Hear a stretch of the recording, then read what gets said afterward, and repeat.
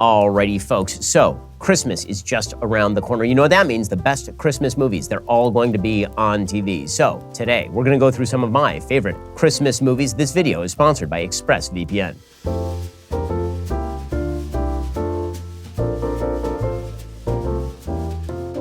Alrighty, let's begin with The Shop Around the Corner. This is an Ernest Lubitsch classic. There was something called the Lubitsch touch. For people who don't know old film, Ernest Lubitsch was famous for making these very nostalgic and charming films that really kind of tugged at the heartstrings. Later, the film would be remade as You've Got Mail with Tom Hanks and Meg Ryan. But the original film is actually based on a Hungarian play. The movie is Jimmy Stewart, very, very young Jimmy Stewart, this is 1940, and Margaret Sullivan, and the basic plot is the same as the plot of You've Got Mail. It's these two people who live next door to one another, and they end up corresponding via the mail, and they fall in love that way. He figures out earlier than she does that he is corresponding with her, but she has no clue. She despises him, she thinks he's terrible. And it's this very charming romance. It's really a bit of a tearjerker, and it's definitely a film that stands the test of time. Alrighty, next, we've got Meet Me in St. Louis. So this is a Judy Garland classic. So if you were gonna make a list of the best Judy Garland movies, this one is a top 5. The best Judy Garland movies, obviously Wizard of Oz at the top of the list. A Star is Born with James Mason is near the top of the list. Meet Me in St. Louis is a classic. It's got a great score. Margaret O'Brien, who's the little sister to Judy Garland, she actually won an Oscar for this. Some of the best child crying you have ever seen is in this film. It also is famous because of the classic song from Meet Me in St. Louis, Have Yourself a Merry Little Christmas, which is from this original movie, and it's Judy Garland singing it. What's hilarious about that song is that the original lyrics to that song are super dark because the movie actually takes place around the World's Fair in St. Louis, turn of the century, and the idea is that the entire family is considering picking up and moving from St. Louis to New York. And so the entire movie is about whether they're going to do this or not, and Judy Garland is falling in love with the boy next door, and all this little girl really doesn't want to go. And so there's a point where she runs outside and she smashes all of these snowmen that they've made out in the snow, and Judy Garland then sings to her, Have Yourself a Merry Little Christmas.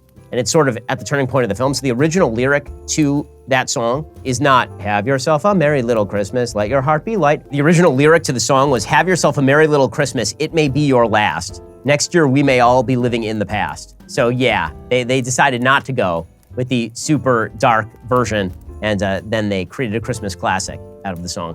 Alrighty, next, While You Were Sleeping. So an actual great modern rom-com, naturally that means there's a bunch of stuff in there that wouldn't make the cut today. Like there's a character who likes wearing women's shoes, and this is played for a joke now. Of course, that would be considered transphobic to make a joke out of that. But the movie is quirky and charming and still really fun to watch. It is young, excellent Sandra Bullock and Bill Pullman, who of course plays Bill Pullman. He's the same person in every single film. There's never been a movie with Bill Pullman where Bill Pullman is not Bill Pullman. I'm a prince. But it is Sandra Bullock and Bill Pullman, who plays the brother of a guy who basically is knocked out, and he's knocked out the entire film. He's in a coma, and she pretends to be his fiance while he's knocked out, and ends up falling in love with Bill Pullman, who is the brother. It's a really charming film that ends with a Christmas celebration.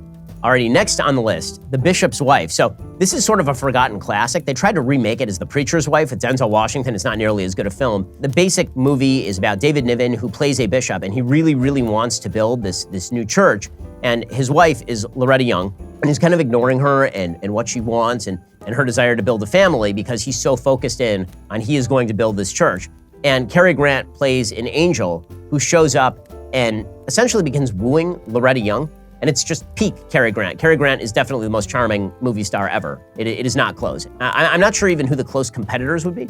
I think the reason they recast this with Denzel Washington is because Denzel was probably the closest thing, but Cary Grant just had a unique charm to him on screen.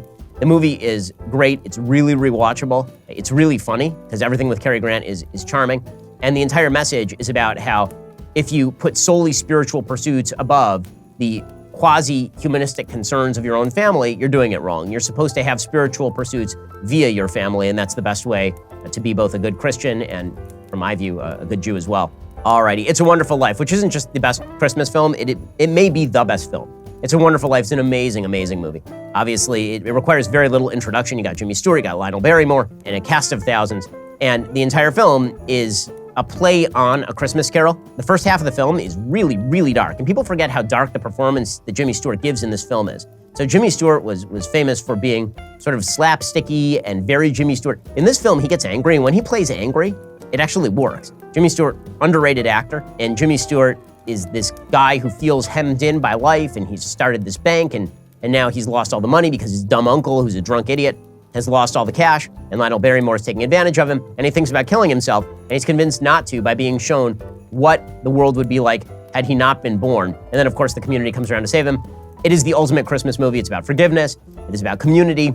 It's about the unseen contributions that we all make to the lives of the people around us. Now, also, Lionel Barrymore is correct. So on a financial level, the villain of this piece is actually the hero, because if Jimmy Stewart actually gets his way, all of Bedford Falls collapses in the subprime mortgage crisis. Basically, Jimmy Stewart keeps giving out loans without proper checking into the credit history of the people he's giving loans to based on his sort of assessment of their own personal viability financially. Lionel Barrymore is much more by the numbers. Lionel Barrymore is a better banker, and that local bank probably goes under. So the movie was supposed to be sort of a quasi-socialistic FDR parable, but the reality is that the real estate policies followed by Jimmy Stewart bankrupt Bedford Falls, and everybody ends up homeless.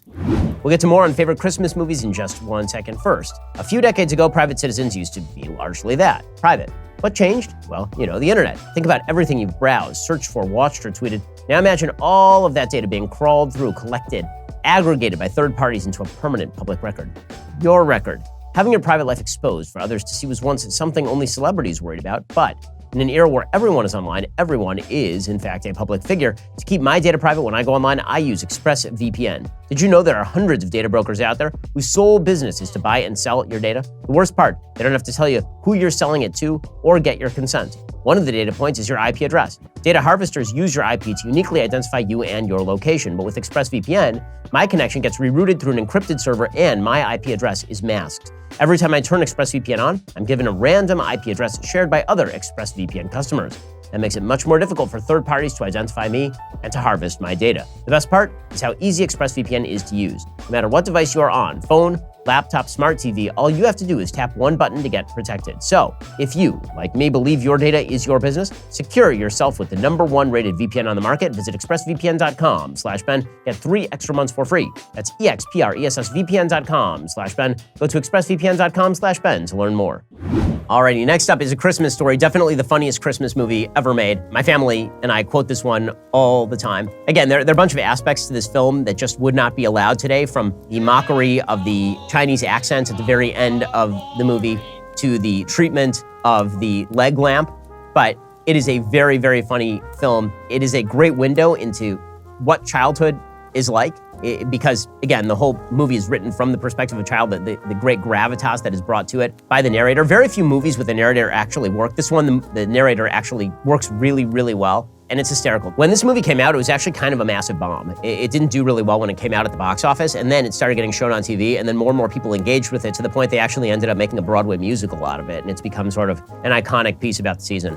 Home Alone, a classic for the kids. It is kind of weird that you end up with Joe Pesci and Daniel Stern in those roles, because it is really strange, particularly Pesci. That's a weird piece of casting. So Joe Pesci goes on a real run here. He's got Goodfellas, Home Alone, JFK, My Cousin Vinny, Lethal Weapons 2 and 3 are sandwiched somewhere in here. So that's a big run for Joe Pesci right in here. So think of an actor you would cast in both Home Alone and also Goodfellas. So he's terrifying in Goodfellas, obviously. And then in Home Alone, he's just this slapsticky guy. And Joe Pesci's kind of a shocker because the guy actually has a bit of range, right? And then Daniel Stern is on sort of a bizarre run of his own. So he's done Diner a little bit earlier in the 80s, and then he's in one of my favorite films called Breaking Away from 1979, which is really a terrific film. Underrated film. That one's got like Dennis Quaid and Daniel Stern and Jackie Earle Haley, a very young Jackie Earle Haley. Really good movie, you should check it out. But here you've got Daniel Stern in the middle of like a pretty good comedic run. He's got Home Alone, he has City Slickers, and then a couple years later he has Rookie of the Year. So a little bit of a Daniel Stern renaissance right here. And of course, we'd be remiss if we didn't do Andrew Klavan's favorite one, Christmas Carol. Of course, that is his favorite actual piece of writing ever, Charles Dickens' Christmas Carol. They've made it 1,000 times with 1,000 different actors. The best version is I believe it's 1951 version with Alistair Sim. It's a really, really good movie and really super creepy. So go check that out if you're looking for a Christmas Carol. Finally, Die Hard. How could this not be a Christmas movie? I don't even understand why this is even an argument. The entire plot is written around Christmas. I mean, they're constantly using the Ode to Joy, and they have the ho, ho, ho, now I have a machine gun, and they're playing at the very close, the weather outside is frightful. They've got the papers coming down like snow. The whole thing is a Christmas movie. Stop it. Merry Christmas. Unless what you believe is a Christmas movie is just something that is in line with the thematics of the season. Although this one is too, right? It's about forgiveness, and it's about love, And it's about the true meaning of Christmas, which is blowing up large buildings using plastic explosives. It is a fantastic film. And one of the reasons it's a fantastic film is it's the rare action film where the villain and the hero are both great. So usually in action films, the villain is great or the hero is great or neither is great. But in this one, you've got a great hero in Bruce Willis, and then you've got a great villain in Alan Rickman, and they're both just A-game, really bringing it. The plot really works, the dialogue really works. It's fantastic. It's one of the most rewatchable movies of all time. I mean, if this is on TV and you're just coming in on any scene, you're watching the rest of the film. It is just that good. And you have to love the 80s touch of it being super anti-Japanese real estate investment in the United States. It is a very 80s movie that's taking place in the late 80s, early 90s, and it's just great. It's a great film. John McTiernan, who's the director of this film, he has just a spectacular run right here, right? He has Predator in 87, which is a great movie. He has Die Hard in 88, which is a fantastic movie. And he has Hunt for Red October in 90, which is a fantastic, fantastic movie. And then he makes sort of a parody of himself with Last Action Hero. Hi, is that guy Cone of Phrase? But that 3-movie set right there, it's hard to imagine a better 3-movie set for an action director than Predator, Die Hard, Hunt for Red October in back-to-back to almost back-to-back years. That is a spectacular run there from John McTiernan. Of course, this comes at the height of Bruce Willis mania.